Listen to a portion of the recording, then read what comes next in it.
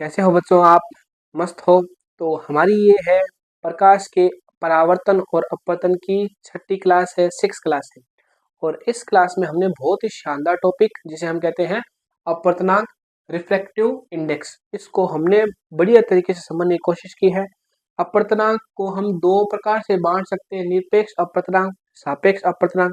ये दोनों हमने परिभाषा देखी है। और अपवर्तनांक के ये सूत्र होते हैं n21 बराबर v1 बट्टा v2, n12 बराबर v2 बट्टा v1, और n बराबर होता है निर्वात प्रकाश की चाल बट्टा माध्यम प्रकाश की चाल।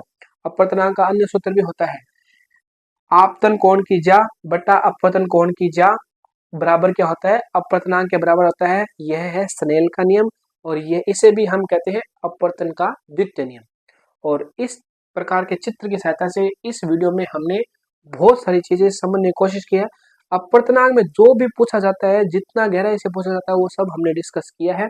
साथ ही हमने अंत में प्रकाशीय सघन और प्रकाशीय विरल माध्यमों के बारे में भी जाना है। जिसमें प्रकाश का वेग तेज होता है वो प्रकाशिक विरल होगा, जिसमें प्रकाश का वेग धीमा होगा वो प्रकाशिक क्या होगा, सघन होगा। और इसके साथ ही साथ हमने आरबीएससी के हमने 3 क्वेश्चन किए हैं।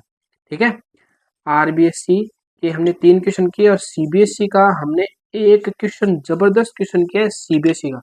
सीबीएसई का क्वेश्चन तो बहुत ही शानदार है। 4 नंबर क्वेश्चन आया था, वो हमने एकदम डिटेल में बढ़िया तरीके से करने की कोशिश की है। तो हम उम्मीद ये कर रहे हैं कि आपको ये वीडियो बहुत अच्छा लगेगा और आपका इस वीडियो को देखने से फायदा होगा। एक बार में अगर नहीं समझ में आए, क्योंकि अपवर्तनांक टॉपिक है, इसके क्वेश्चन बहुत गहराई में बनाते हैं, तो गहराई में क्वेश्चन समझने के लिए हमें शायद एक बार नहीं तो 2 बार वीडियो को देखना पड़े। तो कोई दिक्कत नहीं है, देख लेना बच्चों, और कमेंट करके जरूर बताना कि आपका इस वीडियो को देखने से फायदा हुआ है। हमें तो आशा है कि एकदम फायदा होगा। तो इस तरीके से हमने पूरा डिटेल में देखा है, और अब हम मिलेंगे वीडियो में। तो बच्चों, ये है हमारी प्रकाश के परावर्तन और अपवर्तन की छठी क्लास है। और इस क्लास में हम देख रहे हैं, अपना जो टॉपिक है वो है अपवर्तनांक, जिसे हम कहते हैं रिफ्लेक्टिव इंडेक्स। तो ये अपवर्तनांक है, ये हमें क्यों पढ़ना पड़ रहा है, या इसको पढ़ने से हमें किस चीज के बारे में जानकारी मिलेगी। तो जिस प्रकार से मान लीजिए कि आप अगर एक खुले मैदान में दौड़ रहे हो, तो उस स्थिति में आपके अगर रास्ते के बीच में अगर कोई रुकावट नहीं आ रही है, तो आप एकदम सीधे और तेज गति से दौड़ोगे। लेकिन अगर रास्ते में आ जाए रुकावट, कहीं खड्डा आ जाए, कहीं ऊंचाई ज्यादा आ जाए रास्ते में, तो उस स्थिति में हमारी जो चाल है वो प्रभावित होगी और हमें रास्ता बदलना पड़ेगा। उसी प्रकार से जो प्रकाश है वो जब निर्वात में चलता है, निर्वात का मतलब सूर्य से लेकर पृथ्वी तक जब प्रकाश आता है, तो बिना रास्ता बदले और सबसे तेज गति से प्रकाश उस दिशा में चलता है, हमारे तक पहुंचता है। जैसे ही प्रकाश पृथ्वी के वायुमंडल में प्रवेश करता है, कहने मतलब निर्वात से वायु माध्यम में प्रवेश करता है, तब प्रकाश के बीच में कुछ कुछ थोड़ी बहुत रुकावटें आती है। उस रुकावट की वजह से प्रकाश की चाल थोड़ी क्या हो जाती है, कम हो जाती है। अगर उसी प्रकाश को हम क्या करें, जल माध्यम में प्रवेश करा दें, तो उस स्थिति में क्या हो जाएगी, रुकावटें और आ जाएगी। उस रुकावटों की वजह से जो प्रकाश की चाल है वो और धीमी हो जाएगी। और प्रकाश की यह प्रकृति होती है कि अगर उसकी चाल हो रही है धीमी, तो प्रकाश अभिलंब की तरफ झुक जाती है। कहने का मतलब यह है, अगर प्रकाश विरल माध्यम से सघन माध्यम में प्रवेश करता है, तब उसकी चाल हो जाती है धीमी। तो प्रकाश को जो माध्यम है वो क्या करता है, अभिलंब की तरफ झुका देता है।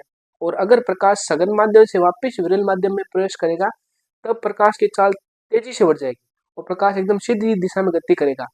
तब उस स्थिति में प्रकाश वापस क्या करेगा, अभिलंब से दूर हट जाएगा और गति करने लगेगा। तो ये जो प्रकृति है प्रकाश की, इसको जानने के लिए कि प्रकाश किस माध्यम में तेज गति करेगा, किस माध्यम में धीमी गति करेगा, उस प्रक्रिया को जानने के लिए हमें जो ये टॉपिक पढ़ने की आवश्यकता पड़ रही है, जो है अपवर्तनांक। तो अपवर्तनांक हमें ये बताएगा कि प्रकाश की चाल किस माध्यम में कम है, किस माध्यम में दूसरे माध्यम के सापेक्ष ज्यादा चाल है, प्रकाश की चाल निर्वात के सापेक्ष वायु में कितनी है, प्रकाश की चाल वायु के सापेक्ष जल में कितनी है। तो अलग अलग माध्यमों में प्रकाश की चाल को बताने के लिए जिस राशि की आवश्यकता हमें होती है, उसे हम कहते हैं अपवर्तनांक। और यही हमारा आज का टॉपिक है। और इस टॉपिक में हम बाद में देखेंगे कुछ महत्वपूर्ण क्वेश्चन। आरबीएसई और सीबीएसई के। सीबीएसई में तो बहुत शानदार तरीके के क्वेश्चन पूछे गए हैं, एकदम स्टैंडर्ड के। ठीक है, तो पहले आरबीएसई क्वेश्चन करेंगे, फिर हम करेंगे सीबीएसई क्वेश्चन। उससे पहले हम समझ लेते हैं कि अपवर्तनांक को हमें 2-3 प्रकार से समझना पड़ेगा और अपवर्तनांक के 2-3 सूत्र आएंगे। तो सबसे पहले हम देखते हैं अपवर्तनांक को एकदम सामान्य भाषा में हमने समझने की कोशिश कर ली, एक बार हम पढ़ के वापस देखते हैं। किसी माध्यम की वह विशेषता, ये माध्यम की विशेषता है, ठीक है, जो बताती है कि उस माध्यम में प्रकाश की गति निर्वात की तुलना में कितनी कम या कितनी अधिक हो जाएगी। ये जो परिभाषा है, ये एक तरीके से अपवर्तनांक की परिभाषा है। इसे हम दूसरा नाम भी दे सकते हैं, निरपेक्ष अपवर्तनांक की परिभाषा। ये बच्चों याद रखना, अपवर्तनांक को हम निरपेक्ष अपवर्तनांक भी बोलते हैं। जब तुलना की जाती है निर्वात और किसी अन्य माध्यम की, तब हम वहां पे शब्द लेते हैं अपवर्तनांक और उसे हम निरपेक्ष अपवर्तनांक भी बोलते हैं। तो किसी माध्यम की वह विशेषता जो बताती है कि उस माध्यम में प्रकाश की गति निर्वात की तुलना में कितनी कम या अधिक हो जाएगी, वो राशि क्या है? वो राशि है अपवर्तनांक। यह वह अनुपात है, यानी अपवर्तनांक एक तरीके का क्या अनुपात है, किस किस के मध्य का अनुपात है? जो निर्वात में प्रकाश की चाल, कहने का मतलब अपवर्तनांक क्या है? निर्वात में प्रकाश की चाल और माध्य में प्रकाश की चाल के अनुपात के बराबर होता है। अगर हम अपवर्तनांक को किससे प्रदर्शित करें, या तो n से प्रदर्शित कर दें, या हम अपवर्तनांक को इस राशि से भी प्रदर्शित कर सकते हैं। तो उस स्थिति में क्या होता है, राशि है ये किसके बराबर होगी? निर्वात में प्रकाश की चाल, निर्वात में प्रकाश की चाल बटा में क्या आ जाएगा? किसी माध्यम में प्रकाश की चाल। तो निर्वात में प्रकाश की चाल को हम c से प्रदर्शित करते हैं और किसी माध्यम में प्रकाश की चाल को हम v से प्रदर्शित करते हैं। तो अगर हम लिखना चाहें अपवर्तनांक n बराबर क्या होगा? c बट्टा में v। तो इस तरीके से अगर आप अपवर्तनांक की परिभाषा ऐसे भी देना चाहो कि निर्वात में प्रकाश की चाल और माध्यम में प्रकाश की चाल के अनुपात को ही हम कहते हैं अपवर्तनांक, और इसे हम कहते हैं निरपेक्ष अपवर्तनांक। यानी क्या होता है ये? निरपेक्ष अपवर्तनांक, ये होता है निरपेक्ष अपवर्तनांक। यानी किसी माध्यम का निर्वात के सापेक्ष जो अपवर्तनांक होता है उसे हम निरपेक्ष अपवर्तनांक बोलते हैं। ये हुई हमारी एक परिभाषा। अभी हम देखना है सापेक्ष अपवर्तनांक की परिभाषा भी देखेंगे, तो ये आप आराम से उतार सकते हो। हम बढ़ रहे हैं आगे। तो देखिए अपवर्तनांक को हम दूसरे तरीके से भी समझ सकते हैं, जब माध्यम दो अलग अलग हो। यहाँ पे तो हमने निर्वात माध्यम ले लिया और कोई दूसरा माध्यम ले लिया, लेकिन जब माध्यम मान लो हवा है, कांच है, कांच है, हवा है, पानी है और क्या है? कांच है। तो उस स्थिति में हमें अलग तरीके से अपवर्तनांक को पढ़ने की आवश्यकता है, जो क्या है? दो माध्यमों में प्रकाश की चाल का अनुपात जो यह बताता है कि प्रकाश की चाल किस माध्यम में अन्य माध्यम की अपेक्षा तीव्र है या कम है। मतलब अगर दो माध्यम है, जिस प्रकार से यहाँ पे हमने दो माध्यम ले रखे हैं, पहला माध्यम वायु, दूसरा माध्यम कांच। तो अगर कोई प्रकाश किरण वायु माध्यम में संचरित होती हुई, ठीक है, ये अभिलंब है N N dash, N N dash, ये क्या हो गया? अभिलंब हो गया। ये हो गई आपतित किरण। और जब कोई को प्रकाश किरण वायु माध्यम में संचित होती हुई क्या होती है? कांच माध्यम में प्रवेश करती है, यानी विरल माध्यम से सघन माध्यम में प्रवेश करती है, तो इसकी चाल क्या हो जाएगी? प्रभावित होगी। सामान्यतः इसकी चाल कम होगी। चाल कम होने से प्रकाश की यह प्रवृत्ति होती है कि वो अभिलंब की तरफ झुक जाती है। तो इस प्रकार से ये प्रकाश किरण क्या होगी? अभिलंब की तरफ झुक जाएगी। ये वाला कोण है आपतन कोण और ये वाला कोण है अपवर्तन कोण। तो इस प्रकार से ये परिभाषा इस चीज को बता रही है कि दो माध्यमों में प्रकाश की चाल का अनुपात जो यह बताता है कि प्रकाश की चाल किस माध्यम में अन्य माध्यम की अपेक्षा तीव्र है। वायु माध्यम और कांच दो माध्यम हो गए। दोनों माध्यम में प्रकाश की चाल किस में ज्यादा है, किस में कम है, उसको बताने के लिए हमें जिस राशि की आवश्यकता होती है उसे हम कहते हैं अपवर्तनांक। इस प्रकार से हमारे पास दो परिभाषा हो चुकी। अब हम अगर इसको लिखना चाहें तो लिखें कैसे? इसे हम इस तरीके से लिख सकते हैं n2 1, या इसको आप ऐसे भी लिख सकते हो n2, यानी 2 पहले आ जाएगा और 1 आ जाएगा बाद में। अब इसको पढ़ते कैसे हैं? इसको ऐसे पढ़ते हैं पहले माध्यम के सापेक्ष दूसरे माध्यम का अपवर्तनांक, या इसे कह सकते हैं दूसरे माध्यम का पहले माध्यम के सापेक्ष अपवर्तनांक। और ये जो मान होता है ये किसके बराबर होता है? ये होता है पहले माध्यम में प्रकाश की चाल।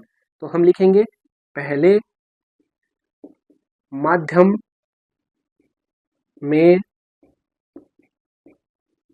प्रकाश की चाल, जिसे हम v1 से प्रदर्शित कर रहे हैं, और बट्टा में दूसरे माध्यम में प्रकाश की चाल, इसे हम v2 से प्रदर्शित कर रहे हैं। तो कहने का मतलब है n21 यानी पहले माध्यम के सापेक्ष दूसरे माध्यम का अपवर्तनांक। तो इसे कैसे प्रदर्शित करेंगे? v1 बट्टा v2 से, यानी पहले माध्यम में प्रकाश की चाल और दूसरे माध्यम में प्रकाश की चाल का जो अनुपात होता है वो होता है दूसरे माध्यम का पहले माध्यम के सापेक्ष अपवर्तनांक। जिस प्रकार से यहाँ पे जो हमारा पहला माध्यम है वायु है, दूसरा माध्यम क्या है? कांच है। तो हम निकाल क्या रहे हैं? हम निकाल रहे हैं कांच का वायु के सापेक्ष अपवर्तनांक। इसका मतलब कि कांच माध्यम में वायु माध्यम के सापेक्ष प्रकाश की चाल कम होगी या ज्यादा होगी, वही चीज क्या है? अपवर्तनांक है। जैसे क्लास में मान लो 2 बच्चे हैं, तो एक बच्चे का दूसरे बच्चे के सापेक्ष कितना नंबर ज्यादा आ रहा है या कम आ रहा है, वो क्या होगा? उसका अपवर्तनांक होगा। वापिस से अगर आप देखना चाहो उसको कैसे पढ़ सकते हैं?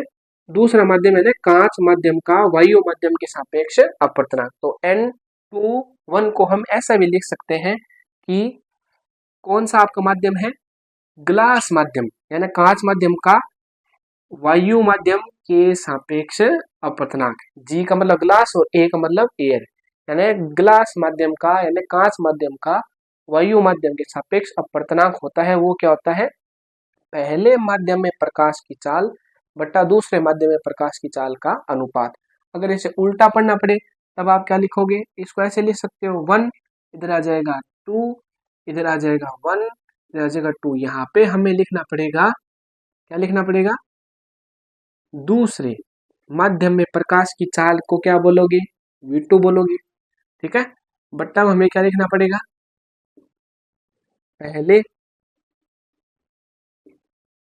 पहले माध्यम में प्रकाश की चाल को क्या बोलोगे? v1 बोलोगे। अब इसको कैसे लिख सकते हैं हम? इसको लिख सकते हैं v12, यहाँ पे क्या लिखोगे? v2 बट्टा में v1, ठीक है। अब देखिए अगर कोई प्रकाश किरण जैसे ये आ रही है, चित्र में बात करें, यहाँ पे आपने अभिलंब खींच दिया तो ये कांच माध्यम से वायु माध्यम जा रही है तो अभिलंब से दूर हट जाएगी, यानी ये कोण बड़ा हो जाएगा इस कोण से। तो उस स्थिति में देखो क्या होगा कि वायु माध्यम का कांच माध्यम के सापेक्ष अपवर्तनांक। तो इसको कैसे पढ़ोगे? किसका अपवर्तनांक देखना हमें? वायु माध्यम को देखना है। किसके सापेक्ष? कांच माध्यम के सापेक्ष। जिसमें प्रकाश किरण बाद में गुजरती है तो उसका अपवर्तनांक देखते हैं, ठीक है, पहले वाले माध्यम के सापेक्ष। अगर आप मान लो 9th 10th क्लास में हो तो आप अगर 11वीं क्लास के बच्चों के साथ अगर आप जैसे 11वीं क्लास में जाओगे, कंपेयर करोगे, तो आप 11वीं क्लास में हो गए, तो 11वीं क्लास के बच्चे का पिछले साल का जो 10वीं क्लास का बच्चा था उसके साथ अगर हम कंपेयर कर रहे हैं 11वीं क्लास के बच्चे का, तो वो उसे एक तरीके से हम एग्जाम्पल के रूप में अपवर्तनांक को समझ सकते हैं। ये हुई अपवर्तनांक की प्रक्रिया, इससे ज्यादा इसमें नहीं पूछते हैं। सामान्य चीज यही है कि हमें ये n12 n21 का पता होना चाहिए, ठीक है। n12 आए यानी n12 आए तो इसको कैसे पढ़ोगे? पहले माध्यम का दूसरे माध्यम के सापेक्ष अपवर्तनांक, या इसको ऐसे भी बोल सकते हैं दूसरे माध्यम के सापेक्ष पहले का अपवर्तनांक, ठीक है। और n21 आए तो इसे कैसे बोलोगे? दूसरे माध्यम का पहले माध्यम के सापेक्ष अपवर्तनांक, या इसे कह सकते हो पहले माध्यम के सापेक्ष दूसरे माध्यम का अपवर्तनांक। और अगर इसका सूत्र कैसे बनेगा? n21 का सूत्र कैसे बनेगा? v1 बट्टा v2, और n12 का सूत्र कैसे बनेगा? v2 बट्टा v1। तो ये चीज आगे एकदम बढ़िया तरीके से समझ में। ये हो गया आपका सापेक्ष अपवर्तनांक, यानी एक माध्यम का दूसरे सापेक्ष अपवर्तनांक। और जो हमने पहले देखा था वो क्या था? निरपेक्ष अपवर्तनांक, यानी निर्वात में प्रकाश की चाल और किसी माध्यम में प्रकाश की चाल के अनुपात को हम बोलते हैं निरपेक्ष अपवर्तनांक। इससे ज्यादा अपवर्तनांक अगर ज्यादा हम डीप में जाएंगे तब हम कंफ्यूज हो जाएंगे। क्योंकि यहाँ से क्वेश्चन हमारे आराम से बन जाएंगे। ठीक है, तो सीधा सीधा सापेक्ष अपवर्तनांक दो माध्यमों के बीच का जो अपवर्तनांक होता है वो अगर n12 आए तो दूसरे माध्यम में प्रकाश की चाल बट्टा पहले माध्यम प्रकाश की चाल, अगर n21 आए तो पहले माध्यम प्रकाश की चाल और बट्टा दूसरे माध्यम प्रकाश की चाल, यानी ये उल्टा हो जाता है। और अगर सापेक्ष और अगर निरपेक्ष अपवर्तनांक पूछे तो निर्वात में प्रकाश की चाल और माध्यम में प्रकाश की चाल का जो अनुपात होता है उसे हम बोलते हैं निरपेक्ष अपवर्तनांक, जिसे हम किससे प्रदर्शित करते हैं, n से। और या ये n किसके बराबर होगा, Cn निर्वात में प्रकाश की चाल बटा Vn माध्यम प्रकाश की चाल। अब हम देखेंगे इनके जो क्वेश्चन है वो, और हमारे क्वेश्चन करने से ये टॉपिक हमारे एकदम बढ़िया तरीके से समझ में आ जाएगा। तो अब हमें थोड़ी सी यहाँ पे जगह बनानी पड़ेगी, फिर हम करेंगे क्वेश्चन। तो अब हम देखते हैं आरबीएससी के 3 मोस्ट इंपॉर्टेंट क्वेश्चन जो अपवर्तनांक से संबंधित है, और इन क्वेश्चनों को करने से हमें कुछ नई जानकारी मिलेगी जो अभी हमने डिस्कस नहीं की है। पुरानी वाली जानकारी इस वीडियो में जो आगे आई थी और ये अब जो नई जानकारी उनको मिला के अगर हम अपवर्तनांक को पढ़ेंगे तो हमारे अपवर्तनांक से आने वाले क्वेश्चन एक भी गलत नहीं होंगे। तो सबसे पहले हम देखते हैं, पहला क्वेश्चन है अपवर्तनांक किसे कहते हैं, इसका सूत्र लिखो। अपवर्तनांक की जो परिभाषा है, अपवर्तनांक किसे कहते हैं उसकी साधारण सी परिभाषा यही है। अपवर्तनांक को सबसे हम पहले किससे प्रदर्शित करेंगे, n से प्रदर्शित करेंगे या म्यू से प्रदर्शित करेंगे, दोनों से प्रदर्शित कर सकते हैं। और जो हमने भी सूत्र देखा था वो था c बट्टा v, यानी प्रकाश का निर्वात या वायु में वेग प्रकाश का किसी माध्यम में वेग का अनुपात उस माध्यम के लिए क्या कहलाता है, अपवर्तनांक कहलाता है। ये अपवर्तनांक की साधारण परिभाषा है और सूत्र भी यही लिखना है, सूत्र से ही परिभाषा बन जाएगी। सीधे हम कह सकते हैं कि प्रकाश का निर्वात या वायु में वेग और प्रकाश का किसी माध्यम में वेग का अनुपात उस माध्यम का अपवर्तनांक कहलाता है। तो ये सूत्र हो गया, परिभाषा हमने देख ली। अब आगे देखिए, प्रकाश के अपवर्तन की घटना में यदि साइन आई बराबर a और साइन r बराबर b है तो अपवर्तनांक होगा। तो ये 4 ऑप्शन दिए गए थे और हमें बताना था अपवर्तनांक का मान क्या होगा। तो इस क्वेश्चन को करने के लिए ये एक बार हम बॉक्स में बंद कर देते हैं, काम आएगा। इस क्वेश्चन को करने के लिए हमें एक चित्र की सहायता लेनी पड़ेगी, जो हम यहाँ पे चित्र बना रहे हैं। देखिए कि ये एक अंतरा पृष्ठ है, यानी अंतरा पृष्ठ वो होती है दो माध्यमों को पृथक करने वाली पृष्ठ को हम बोलते हैं अंतरा पृष्ठ। ये माध्यम पहला वाला हम मान के चल रहे हैं विरल माध्यम है, दूसरा वाला माध्यम है सघन माध्यम। तो अगर कोई प्रकाश किरण विरल माध्यम से सघन माध्यम में प्रवेश करती है तो अभिलंब की तरफ झुकती है, और ये कोण हो गया आई आपतन कोण, ये हो गया आर अपवर्तन कोण। ये आपतित किरण, ये अपवर्तित किरण, और ये मान लो एन और एन डैश क्या हो गया, अभिलंब हो गया। ये हम इसलिए कर रहे हैं क्योंकि हमें अपवर्तनांक चाहिए। और तो अपवर्तनांक की अभी हमने परिभाषा देखी थी, ये वाली परिभाषा देख ली, और एक अपवर्तनांक की वो देखी थी हमने n21 n12। उसके अलावा एक अपवर्तनांक की परिभाषा यहाँ से इस चित्र से भी बन सकती है, इस चित्र से ही हम इस क्वेश्चन को कर पाएंगे, अन्यथा नहीं कर पाएंगे।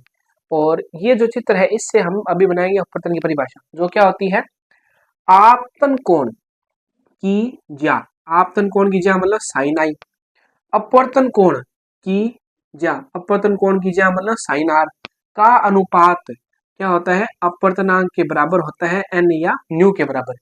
ये जो बात है इसे हम स्नेल का नियम बोलते हैं, और ये अपवर्तनांक की दूसरी परिभाषा है। ठीक है, अगर ये परिभाषा कहीं अगर किसी परिस्थिति में हम भूल जाओ तो ये परिभाषा याद रख सकते हो कि आपतन कोण की ज्या यानी साइन आई और अपवर्तन कोण की ज्या यानी साइन आर का जो अनुपात होता है वो होता है अपवर्तनांक। ये जो परिभाषा है ये हम पिछले वाले जो वीडियो था हमारा अपवर्तन के दो नियम, वहां पे हमने देखा था। तो ये अपवर्तन का दूसरा नियम है, साइन आई बटा साइन आर बराबर नियतांक, जिसे हम कहते हैं म्यू या एन, इसे हम अपवर्तनांक भी बोलते हैं। ये है स्नेल का नियम, और ये अपवर्तनांक की एक अन्य परिभाषा भी है। ठीक है, तो अभी हमने क्यों निकाला, हमने इसलिए निकाला क्योंकि हमें देखो क्या पूछा गया, प्रकाश के अपवर्तन की घटना में। तो प्रकाश की अपवर्तन घटना ये हो रही थी यहाँ पे, और उससे एक सूत्र ये बना था जो हमने अभी बनाया था सूत्र। ठीक है, और इसमें देखो मान क्या दे रखा है, मान दे रखा है साइन आई का मान a, साइन आर का मान b।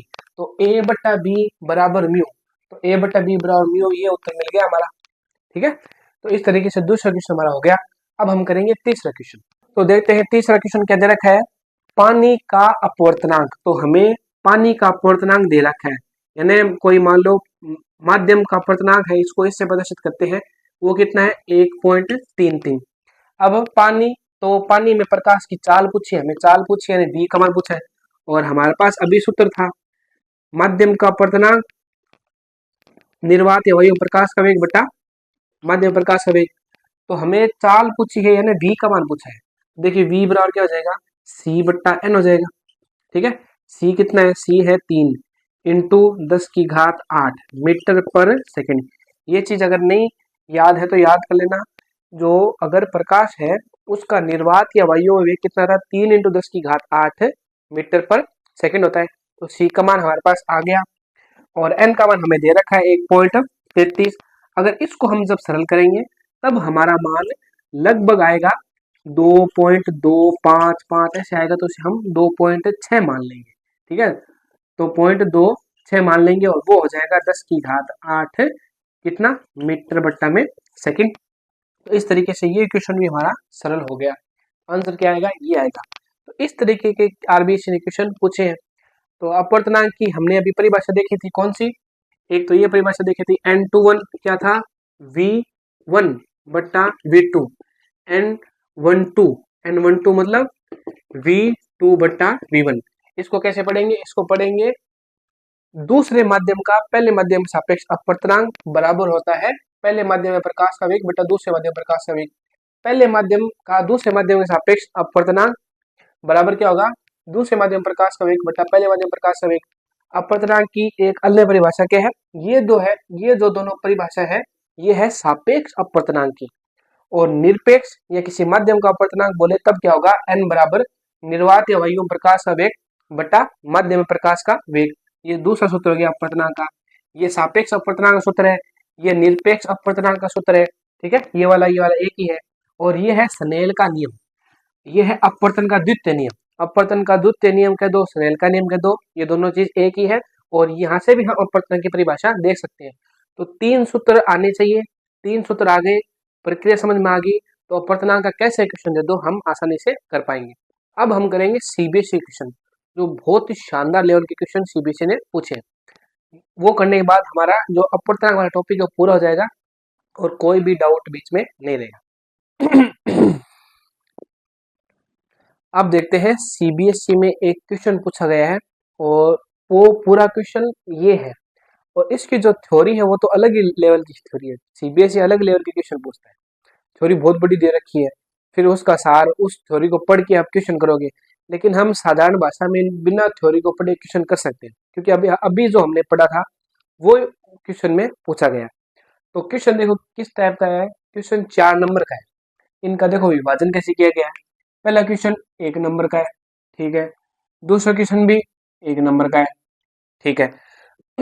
तीसरे क्वेश्चन में अथवा दिया गया है। तीसरे क्वेश्चन का ये वाला भाग है ए और इसके अथवा में है ये वाला भाग बी। और तीसरा क्वेश्चन है 2 नंबर का, इसमें इसका ए वाला पार्ट भी 1 नंबर का और बी वाला पार्ट भी 1 नंबर का। इस तरीके से 4 क्वेश्चन 4 नंबर के हो गए। और अथवा की बात करें तो अथवा में ये एक क्वेश्चन है, इसका आंसर 1 नंबर का है और इसका आंसर दोगे तो ये 1 नंबर का। कहने मतलब 4 नंबर का ये क्वेश्चन है। देखने में बड़ा लग रहा है लेकिन हमने जो पढ़ा है वही पूछा है और वही पूछेंगे, क्योंकि हमने जितना पढ़ लिया उससे बाहर क्वेश्चन 10वीं क्लास में तो बनने की संभावना बहुत ही कम रहती है। और सामान्यतः हमने जो सूत्र देखे हैं उन्हीं सूत्रों का प्रयोग अब करेंगे। आपको पता चल जाएगा कि हाँ वही सूत्र हमने जो किए थे वही बहुत महत्वपूर्ण है और उनसे ही हमारे क्वेश्चन बन जाएंगे। तो देखिए पहला क्वेश्चन क्या है, यदि हीरे का निर्वात के सापेक्ष अपवर्तनांक 2.42 है, ये 100% सत्य बात है। फिजिक्स में जब भी क्वेश्चन दिए जाते हैं तो वहां पे सत्य मान दिए जाते हैं। तो हीरे का निर्वात के सापेक्ष अपवर्तनांक को हम किससे प्रदर्शित करेंगे, n से प्रदर्शित करेंगे। तो हीरे का अपवर्तनांक कितना है दिया गया है हमें, हीरे का अपवर्तनांक n बराबर 2.42, ये हमने लिख दिया। तो हीरे में प्रकाश की चाल निर्धारित करनी है, हमें हीरे में प्रकाश की चाल निकालनी है, v का मान निकालना है, ठीक है। और निर्वात में प्रकाश की चाल हमें पता है c बराबर कितनी है, 3 इंटू 10⁸ मीटर पर सेकंड। ये चीज अगर कहीं क्वेश्चन में नहीं दिया तो अगर याद रख ले तो कोई दिक्कत नहीं है। हीरे का अपवर्तनांक 2.42, निर्वात में प्रकाश की चाल 3 × 10⁸ मीटर पर सेकंड। और पूछा है हीरे के अंदर प्रकाश की चाल यानी v पूछिए। अभी हमने जो सूत्र देखा था तो एक बार हम ऊपर वाले क्वेश्चन को मिटो रहे हैं और यहाँ पे जगह बना रहे हैं। अभी हमने एक सूत्र देखा था N बराबर C बट्टा V, यानी किसी माध्यम का अपवर्तनांक n, यहाँ पे जो हीरा माध्यम उसका अपवर्तनांक n हो जाएगा। C क्या है, निर्वात में प्रकाश की चाल, और V है किसी माध्यम में प्रकाश की चाल। तो अगर हम हीरे की बात कर रहे हैं तो हमारे पास क्या क्या मान दिया गया, n का मान, यानी हीरे का अपवर्तनांक इतना है, ठीक है। और प्रकाश की चाल 3 × 10 की घात क्या हो जाएगी, 8 हो जाएगी। और हमें हीरे में प्रकाश की चाल पूछी है V, तो V इधर भेज दो और इसको इसके बट्टे में लिखे जाओ, 3 × 10 की घात 8 है, और इसको करोगे 2.42। तो अगर हम ये पॉइंट हटाएंगे तो यहाँ पे आ जाएंगे 2 जीरो, यानी ऊपर क्या बन गया, 310 की घात 8 242। अब इनको सरल करना थोड़ा मुश्किल है, टाइम ज्यादा लगेगा, लेकिन अगर हम इसको सरल करेंगे तो हमारे पास ये मान आएगा 1.24, लगभग 1.24 × 10 की घात 8 मीटर पर सेकंड। तो हीरे में प्रकाश की चाल कितनी होती है, 1.24 × 10 की घात 8 मीटर पर सेकंड। निर्वात प्रकाश की चाल कितनी होती है, 3 × 10 की घात 8, तो लगभग आधा हो जाती है। यानी निर्वात प्रकाश की चाल इस बुलेट की स्पीड से चलती है, लेकिन हीरे में प्रकाश की चाल हो जाती है उससे आधी, ठीक है। तो अपवर्तनांक बताता क्या है, अपवर्तनांक बताएगा कि निर्वात की तुलना में माध्यम के अंदर प्रकाश की चाल कितनी धीरे हो जाएगी, प्रकाश अभिलंब की तरफ कितना मुड़ जाएगा। हीरे में प्रकाश की चाल आ गई कितनी, 1.24 × 10 की घात 8। अब हम देखते हैं अगला क्वेश्चन, तो हमें थोड़ी सी यहाँ पे जगह बनानी पड़ेगी। तो देखिए अगला क्वेश्चन है, कांच, जल और कार्बन डाइसल्फाइड के अपवर्तनांक क्रमशः इतने इतने इतने हैं। तो कांच का मान लो अपवर्तनांक कितना है, 1.5, ये हमें याद भी रखना है। और नंबर 2 स्थिति कौन सी है, जल का अपवर्तनांक कितना है, 1.33। तीसरा कार्बन डाइसल्फाइड का अपवर्तनांक कितना है, 1.62।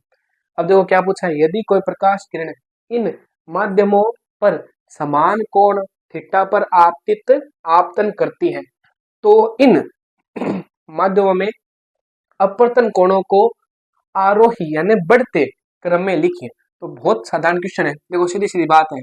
ये कह रहा है कि चाहे कांच माध्यम प्रकाश किरण आपतित करा लो, ठीक है, चाहे जल माध्यम प्रकाश किरण आपतित करा लो, चाहे कार्बन डाइसल्फाइड में प्रकाश किरण आपतित करा लो, और ये जो अभिलंब से कोण बना रही है ये तीनों प्रकाश किरणें, ये तीनों प्रकाश किरणें जो अभिलंब से कोण बना रही है वो समान है, लेकिन अपवर्तनांक के आधार पर ये अभिलंब की तरफ झुकेगी।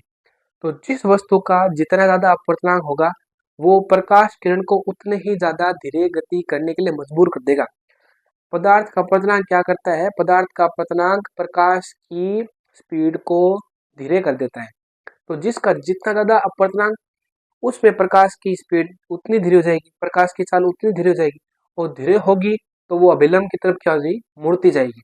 तो उस स्थिति में यहाँ पे देखो क्या होगा, अगर हम बात करें पहले की स्थिति में मान लो कांच है, ठीक है, तो इस स्थिति में मान लो प्रकाश इधर निकल गया, और दूसरी स्थिति में देखो जल है तो इसमें इस स्थिति प्रकाश निकल गया, तीसरी स्थिति में अगर मान लो कार्बन डाइसल्फाइड है तो ऐसे प्रकाश निकल गया।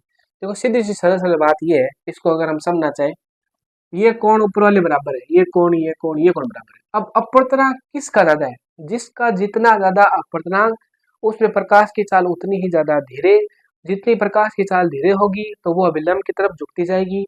तो हमें दिख रहा है अपवर्तनांक किसका ज्यादा है, इसका। तो कोण भी इसका सबसे कम होगा, यानी यहाँ पे जो कोण बन रहा है ना भाई, प्रकाश किरण इसमें कार्बन डाइसल्फाइड में से गुजरेगी, कार्बन डाइसल्फाइड का अपवर्तनांक ज्यादा है, तो ये प्रकाश किरणों को क्या करेगा, ज्यादा धीरे गति करने के लिए, प्रकाश किरणों को धीरे गति करने के लिए मजबूर कर देगा। प्रकाश किरण धीरे धीरे गति करेगी तो अभिलंब की तरफ झुकती जाएगी, अभिलंब की तरफ झुकती जाएगी तो कोण छोटा बनेगा।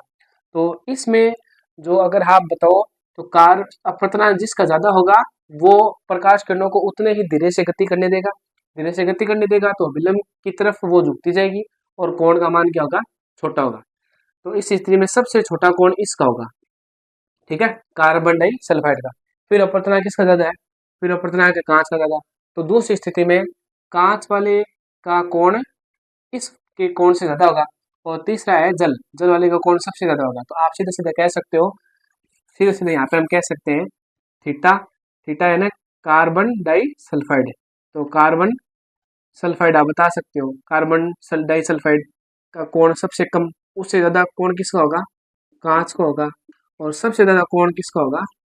कौन सा कोण? किस कोण की बात हो रही है? कोण हो रहा है अपवर्तन कोण, यानी जल जल का कोण क्या होगा? सबसे ज्यादा होगा। ठीक है, तो जिसका जितना ज्यादा अपवर्तनांक होगा वो प्रकाश किरणों को उतनी ज्यादा अभिलंब की तरफ झुका देगा। अभिलंब की तरफ झुक जाएगी तो कोण कम बनेगा। कोण कम बनेगा तो उस स्थिति में हम ये बता सकते हैं अपवर्तनांक ज्यादा इसका है तो अपवर्तन कोण सबसे कम इसका होगा। फिर उससे ज्यादा कोण इसका होगा, कांच वाले का। फिर सबसे ज्यादा अपवर्तन कोण किसका होगा? जल का होगा। इस तरीके से। अगला क्वेश्चन भी बहुत मजेदार क्वेश्चन है। कांच में प्रकाश की चाल 2 × 10⁸ तो ये चीज हमें याद रखनी है। चाल कांच में प्रकाश की कितनी है? 2 × 10⁸ याद रखनी और होती भी है। 100% सही बात है। जल में प्रकाश की चाल कितनी होती है? प्रकाश की चाल अगर जल में बात करें तो जल में कितनी होती है? 2.25 × 10⁸ जो अभी हमने आरबीएसई से क्वेश्चन किया था वो मान हमने निकाला था यहाँ पे, वही मान आ गया सीबीएसई में। ठीक है, अब देखो हमें पूछा क्या है? हमें पूछा है इनमें से कौन अधिक प्रकाशिक सघन है? ये नया शब्द आया है। प्रकाशिक सघन का मतलब सघन ही होता है, नॉर्मल। जो माध्यम सघन है जिनमें अणु परमाणु पास पास में है तो वो सघन माध्यम होगा और उसे हम प्रकाशीय सघन भी बोलते हैं। तो इनमें से हमें क्या बताया गया? इनमें यह बताया गया है, पूछा गया है कि सघन कौन सा है, प्रकाशीय सघन कौन सा है। तो जितना ज्यादा सघन होगा उसमें प्रकाश का वेग उतना ही कम होगा। तो जल में प्रकाश की चाल 2.25 × 10⁸ कांच में प्रकाश की चाल 2 × 10⁸ जल में प्रकाश की चाल ज्यादा है तो इसका मतलब उसमें प्रकाश आसानी से गति कर पा रहा है, तेज गति कर पा रहा है, तो वो प्रकाशिक सघन कम है। लेकिन कांच में प्रकाश की चाल कम है, इसका मतलब वो प्रकाशीय सघन ज्यादा है। तो यहाँ पे जो आंसर आएगा वो ये आएगा, जिसमें चाल कम होगी वो ही प्रकाश किरणों को रोक रहा है, इसका मतलब वो प्रकाशीय सघन ज्यादा है।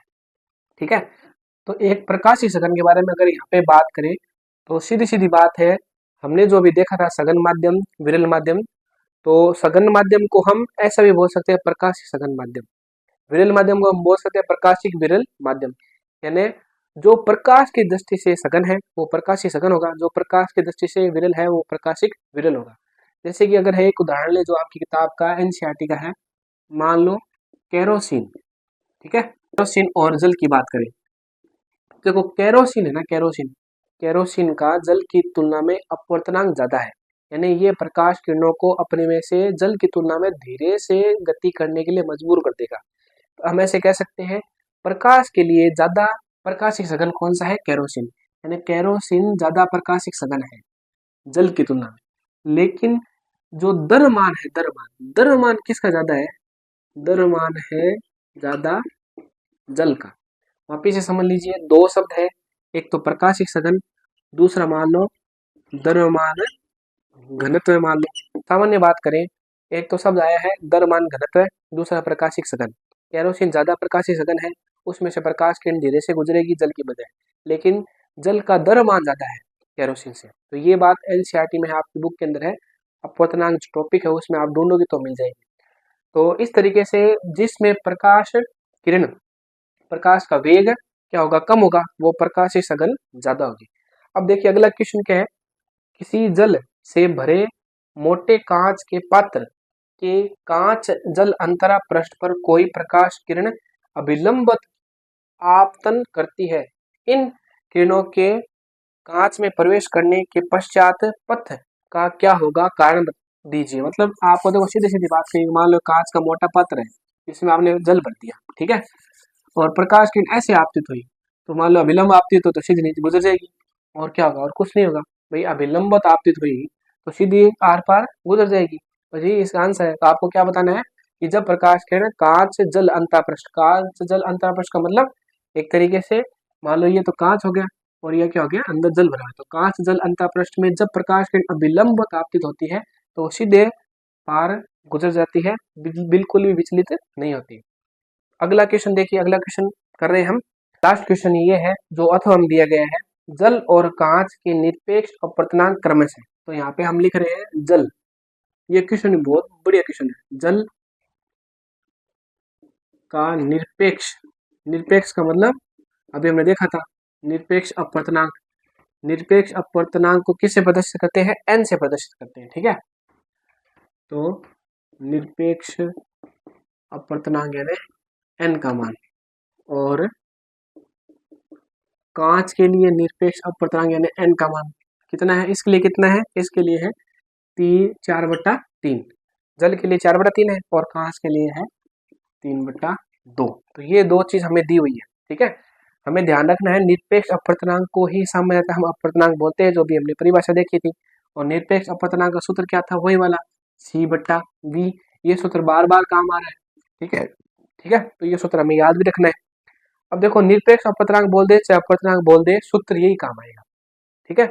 तो अब आगे देखते हैं, यदि कांच में प्रकाश की चाल, कांच में प्रकाश की चाल दे दी, देखो है ना, अभी हमने देखा था कांच में प्रकाश की चाल कितनी होती है, 2 × 10⁸ मीटर पर सेकंड होती है।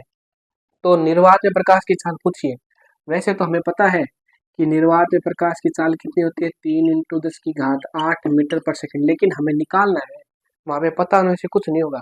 एग्जामिनर देखेगा कि बच्चे ने निकाला है या नहीं। तो हमारे पास सूत्र है, अभी हम निकालते हैं। तो सबसे पहले हम नंबर 1 लिखेंगे, और लिखेंगे एक तरीके से कि कांच क्या दिया गया, एक तरीके से कांच में प्रकाश की चाल दे दी और निर्वात में प्रकाश की चाल पूछिए। तो सूत्र है N = C/V। तो यहाँ पे आपको लिखना पड़ेगा कांच का अपवर्तनांक, तो यहाँ पे लिखनी पड़ेगी कांच की चाल। तो इस तरीके से N × V = C, ये है निर्वात में प्रकाश की चाल और ये है कांच में प्रकाश की चाल और ये है कांच का अपवर्तनांक। तो इस तरीके से n का मान कितना है, n का मान है हमारे लिए 3/2, ठीक है। और कांच में प्रकाश की चाल कितनी है, कांच में प्रकाश की चाल है 2 × 10⁸ मीटर पर सेकंड बराबर C। देखो 2 से 2 कैंसिल, तो आंसर हमारा मिल गया।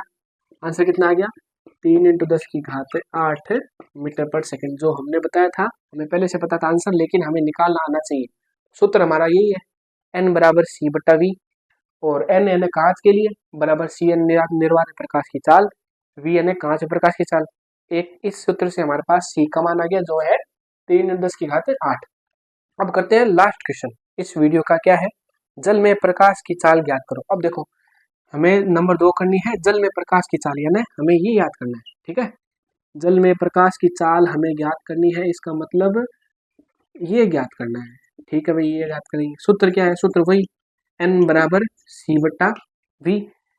ये अपवर्तनांक किसका, जल का, और जल में प्रकाश की चाल ज्ञात करनी है, V का मान ज्ञात करना है। तो V का मान ज्ञात करना है तो V को उधर भेज दो, V को उधर भेज दिया।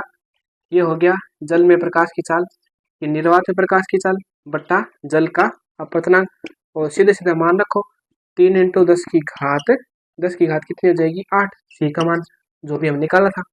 और जल में प्रकाश, सॉरी क्या है यहाँ पे, जल का अपवर्तनांक कितना है, जल का अपवर्तनांक है 4/3, निरपेक्ष अपवर्तनांक। तो ये 3 ऊपर चला जाएगा, तो यहाँ पे हो जाएगा 9/4 × 10⁸ मीटर पर सेकंड, ठीक है। यहाँ पे लिख रखा है 9/4 × 10⁸ मीटर पर सेकंड, इसको हम यहाँ पे लिख देते हैं। तो हमारे पास एक तरीके से V जो है यानी प्रकाश की चाल जल में, वो निकालनी है। तो उसका क्या है, 9/4 × 10⁸ मीटर पर सेकंड। तो अभी हमने देखा था कि जल में प्रकाश की चाल कितनी होती है, 2.25। तो पिछले वाले क्वेश्चन का ही आंसर हमें फायदा दे रहा है। अगर यहाँ पे आप भाग दोगे तो भी आपका देखो आ जाएगा आराम से। एक बार आप 2 बार काटोगे, 2 आ गया, ठीक है। फिर नहीं जरा पॉइंट लगा, फिर यहाँ पे 0 लग गया एक के बाद, तो वो 2 बार गया, फिर वापस 2, 5। इस तरीके से अगर आप सॉल्व करोगे तो जल में प्रकाश की चाल 2.25 × 10⁸ मीटर पर सेकंड आ जाएगा। तो ये तरीका है बच्चों क्वेश्चन को समझने का, करने का। अगर आप एक बार नहीं तो 2 बार अगर वीडियो देख लोगे और ये क्वेश्चन कर लोगे तो अपवर्तनांक का क्वेश्चन गलत नहीं होगा। इस चीज की पूरी संभावना है, पूरा हमें विश्वास है कि ये एक बार देखने के बाद आपका क्वेश्चन गलत नहीं होगा। अब हम मिलेंगे अगले वीडियो में और नए टॉपिक के साथ और ऐसे ही नई एनर्जी के साथ। तब तक के लिए ऑल द बेस्ट, ऐसे ही पढ़ते रहो